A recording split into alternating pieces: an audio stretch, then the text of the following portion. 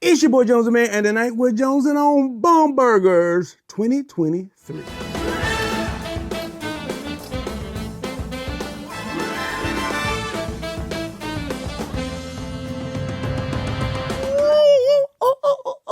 As you can tell, normally these are a little fuller and it's a fresh pop, but I was on the road and this was one of the ones that I wanted to take with me. Fortunately, I have another one of these bad boys. We drank it a lot on the trip.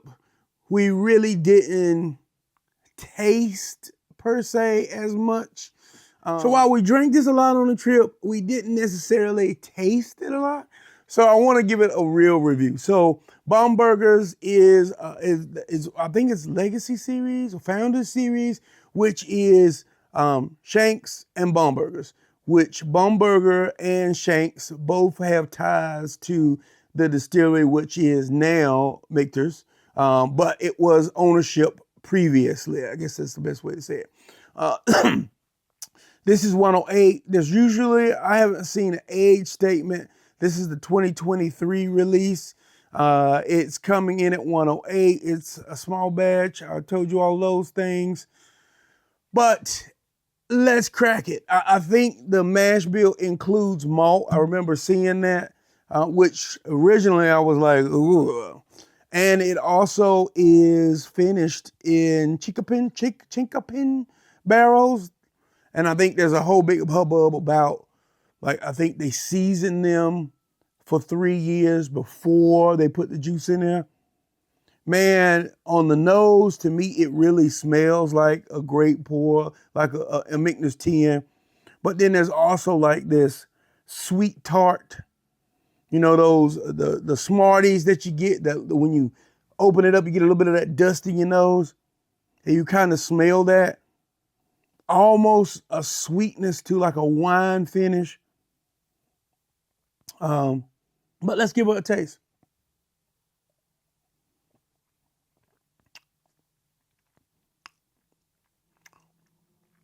This is my first taste of the day. Woo! So I'm getting more of the proof. That's a light brown sugar note. Now I remember we made old fashions with Steel Branch with this, and there was a heavy chocolate note that came out. Like here I get more brown sugar. I don't really get that chocolate flavor, but this is just a super long finish. Like I'm still in the midst of that. Let me go back to it.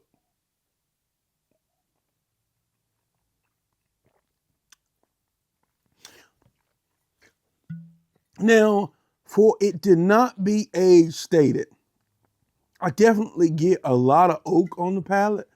Like it's an older bourbon, which makes me say, like, if it's older, why wouldn't they age state that? I don't know why. But it definitely tastes like it has some age influence.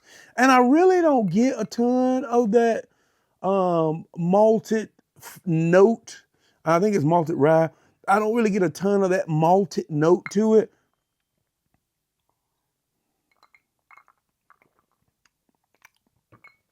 This is one I enjoy so much better on an ice cube. I think it balances out a little bit. It lets the sweetness come through. It kind of tapers down that oak a little bit. On the neat pour, I get a lot of that oak. But there is a brown sugar note in there that kind of helps balance it out a little bit. And I think on the rocks, it just kind of brings that alive more.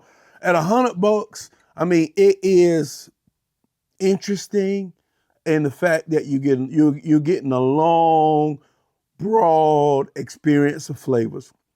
Like I'm still kind of feeling it in the wash. I enjoy it. I thought it was good. At $100, I'd buy it again. I have more of them somewhere over here. I was trying to find it, but I would, maybe I wouldn't necessarily buy this particular one again, but I would definitely try each year because there's a little bit of variety in it. I do have a Shanks down there. I want to try that and see how they compare. I think my Shanks is a 2023. I believe I have a BOMBergers another 2023. And I feel like I have a 2023, a 24, and 25. But let's go ahead and give it another little taste on the rock. You know, it doesn't like If I had a choice between this and a Michter's 10, I'm gonna take a Michter's 10. That's just a more caramel heavy note, more in my wheelhouse. This, I think, has a little bit more oak in it, which makes me feel like this might be older. Or at least the oak, just maybe it is the chickapin barrels and that oak. It doesn't have to spend as much time to get that oak influence. I mean, I enjoy it. I'd try it again. I'd buy it again. That PFG in this is, I did not seek that out. But I'm going to give it a 3.5. Follow me on Facebook, Instagram, Twitter, and the TikTok. And I'll see you next time. Click 'em and drink 'em.